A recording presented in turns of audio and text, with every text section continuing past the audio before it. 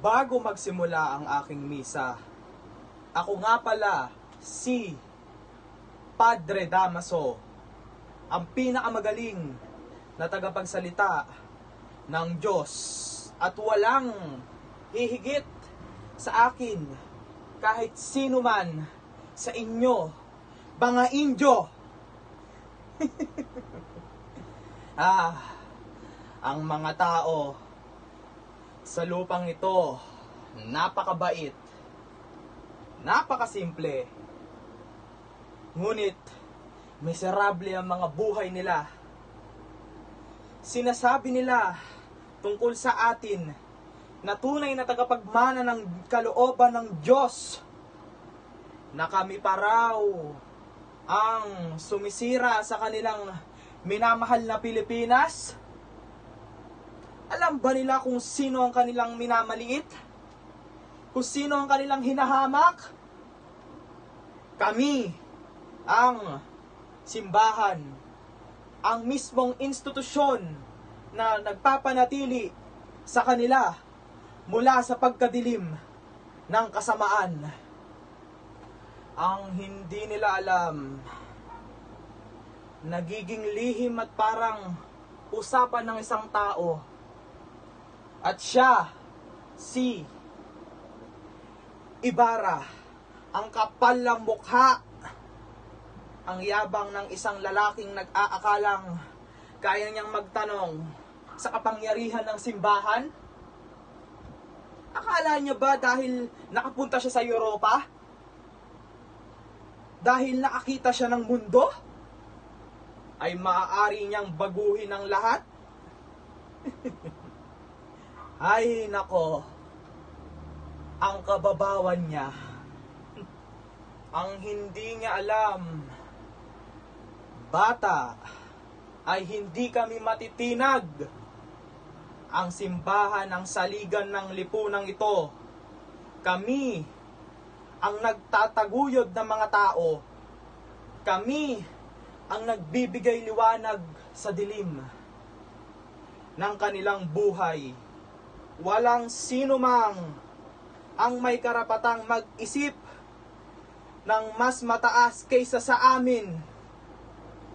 Hindi siya makakalaban, hindi siya magtatagumpay, at balang araw, matututo siya.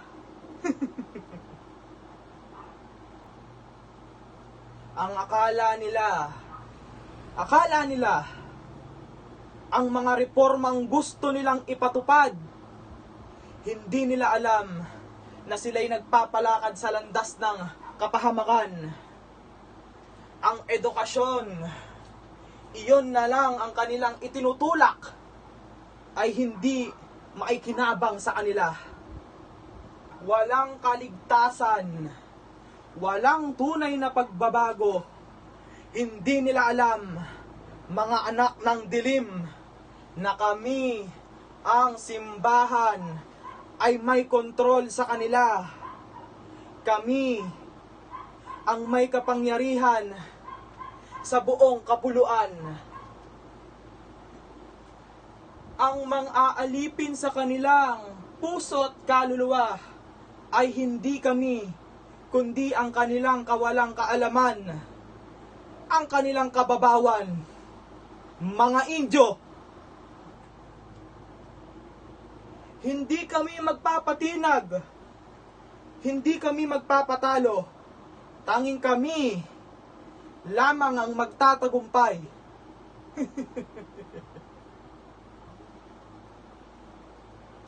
Hindi ko palalagpasin ang hamon. Ang simbahan at ang mga alaala ng mga Kastila ay hindi mawawala. Hindi nila kayang baguhin ang aming kaharian. At ang mga magtatangkang lumaban sa atin ay magiging alikabok na lamang para sa kanilang mga alaala ng isang lipunang hindi na muling makakabangon.